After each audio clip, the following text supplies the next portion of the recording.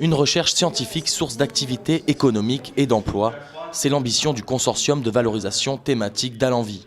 Adossé à l'Alliance nationale de recherche pour l'environnement, le CVT est opérationnel depuis 2013. L'environnement, ce n'est pas que, entre guillemets, observer je dirais, des glaciers qui fondent, anticiper sur le changement climatique, autre chose. Il y a des vraies questions économiques, des filières vertes qui peuvent se constituer.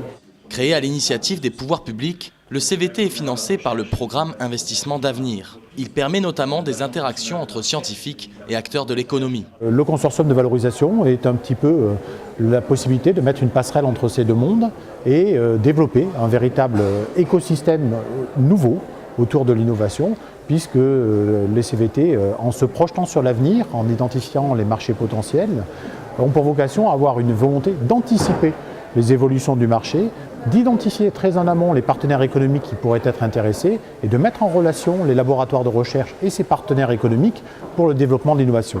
L'intelligence économique prospective est une démarche originale dans le monde de la recherche. Ce travail est mené sur différents thèmes sélectionnés en concertation avec des experts d'Allenvie. Protéines végétales pour l'alimentation, c'était un des premiers sujets qui est arrivé. Et depuis, il y a eu 5 autres sujets. À venir, biologie de synthèse pour les applications chimie matériaux et observation spatiale pour l'agriculture et les risques naturels. Ces analyses stratégiques sont restituées lors de séminaires où se rencontrent scientifiques, industriels et acteurs de la valorisation.